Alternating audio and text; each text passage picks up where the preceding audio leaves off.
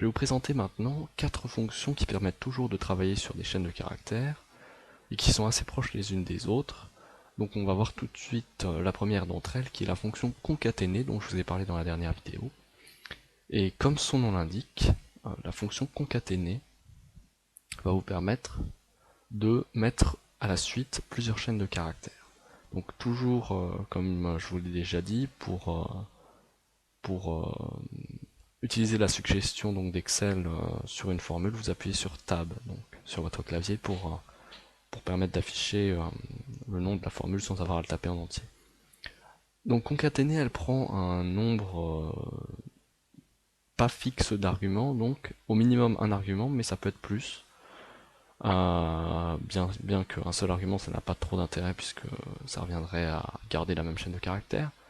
Ici, j'ai pris 3 bouts de phrases, donc on va concaténer 3 bouts de phrases et on va voir ce que ça donne. Donc toujours pareil, je sélectionne les cellules que je veux concaténer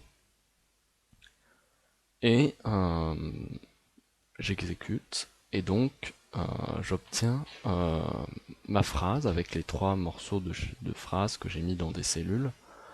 Par exemple ici on voit que j'avais mis un espace après Paul travaille ici, vous voyez l'espace, mais je n'en avais pas mis après aujourd'hui, donc je pourrais le rajouter, hein. Ça me réajusterait l'espacement après la virgule comme on doit le faire, mais admettons que je ne puisse, pour une raison X ou Y, je ne puisse pas modifier la cellule B8. Comment est-ce que je peux faire? Mais en fait, il suffit de rajouter un 4e argument, donc une simple chaîne de caractères qui ne contient qu'un espace. Je vous ai déjà expliqué que une référence vers une cellule ou une chaîne de caractères entre guillemets, c'est exactement la même chose pour Excel. Et donc ici je fais comme ça, et j'obtiens la chaîne de caractères modifiée. Voilà. Donc ça c'était la fonction concaténer. Maintenant on va voir d'autres fonctions qui sont un peu plus similaires les unes des autres, qui sont les fonctions majuscules, minuscules et non propres. Donc elles servent en fait à jouer sur les lettres minuscules et majuscules, ce qu'on va voir tout de suite avec par exemple majuscule, pour commencer. Donc là j'ai une cellule, la cellule B13 avec mieux vaut prévenir que guérir, mais je n'ai pas respecté la casse ici sur cette phrase, puisqu'il y a certaines lettres en majuscule, donc alors qu'il ne faudrait pas pour que ce soit respectueux de la langue française. J'utilise donc la fonction majuscule pour tout mettre en majuscule. C'est une première idée.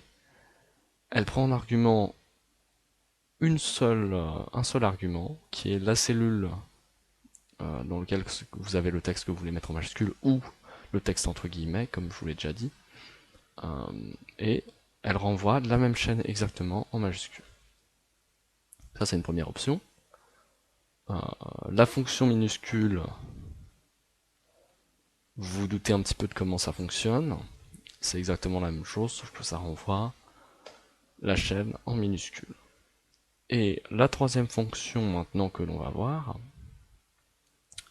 c'est la fonction non propre. Donc la fonction non propre, je vais vous montrer l'exemple sur le prénom Jean, que j'ai donc écrit 5 fois ici dans 5 cellules différentes avec la casse différente, puisque dans la première cellule c'est respecté, et dans les suivantes il y a donc des erreurs, puisque pas de majuscule ici, de majuscule mais pas au début, ici tout en majuscule, et ici de majuscule au début. L'idée de la fonction non propre, c'est de mettre en majuscule juste la première lettre du nom, donc de la cellule. Donc ici, c'est très simple, je l'applique à la première cellule, donc ici, pas de changement, c'est ce qu'on s'attendait, ce à quoi on s'attendait plutôt. Et je vais l'appliquer donc aux autres cellules. Donc ici, vous voyez, c'est bien la cellule B17 à laquelle on va l'appliquer.